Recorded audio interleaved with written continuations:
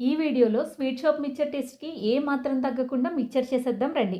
దీనికోసం ఒక బౌల్‌లో అర కేజీ శనగపిండి అంటే ఒక గ్లాస్ జల్లించిన శనగపిండి, ఒక టేబుల్ స్పూన్ బియ్యం పిండి, అర టీ స్పూన్ ఉప్పు, పావు టీ స్పూన్ పసుపు, ఒక టీ స్పూన్ గోరువెచ్చని నూనె వేసుకుని నీళ్లు కొంచెం కొంచెంగా వేసుకుంటూ ఎక్కడ ఉండలేకుండా కలుపుకోవాలి.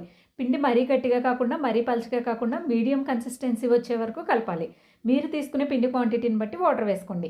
ఈ కన్సిస్టెన్సీ వచ్చిన తర్వాత కొంచెం వామ్ వేసుకుని కలుపుకుని మిక్చర్కి చిన్న హోల్స్ ఉన్నది కాకుండా కొంచెం పెద్ద హోల్స్ ఉన్న చక్రం పెట్టుకుని కారపూస మౌల్డ్కి ఆయిల్ అప్లై చేసి చేతికి తడి చేసుకుని పిండి మౌల్లో వేసి స్టవ్ మీడియం ఫ్లేమ్లో ఉంచి బాగా కాగిన నూనెలో రౌండ్గా జంతికల్లా ఒక్కొక్కటి వేసి అలా కాసేపు వదిలేసి వేగాక ఫ్లిప్ చేసి ఈ కలర్ వచ్చిన తర్వాత తీసి పక్కన పెట్టుకోవాలి. ఇప్పుడు మనం మిక్చర్లో వేయడానికి బూందీ ఎలా తయారు చేసుకోవాలో చూద్దాం. దీనికోసం ఒక కేజీ శనగపిండి తీసుకుని అంటే 2 గ్లాసుల శనగపిండి మంచిగా జల్లించి అందులో 2 టేబుల్ స్పూన్ల బియ్యం పిండి, అర టీ స్పూన్ ఉప్పు, అర టీ స్పూన్ కారం, పావు టీ స్పూన్ పసుపు వేసుకుని నీళ్లు కొంచెం కొంచెంగా వేసుకుంటూ ఎక్కడా ఉండలేకుండా కలుపుకోవాలి.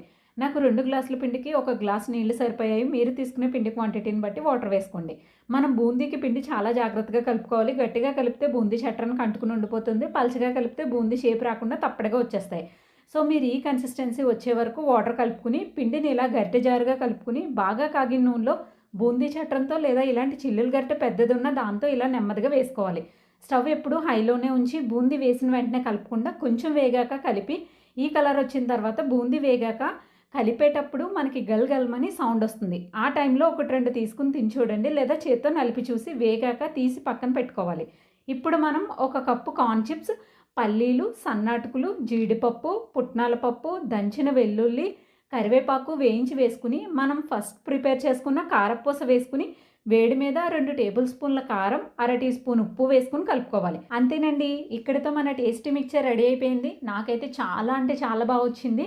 మీరు కూడా ట్రై చేసి మీకు ఎలా వచ్చిందో కామెంట్ చేసేయండి. వీడియో నచ్చితే లైక్ చేసి మన ఛానల్ని కొంచెం సబ్స్క్రైబ్ చేసుకుందరు.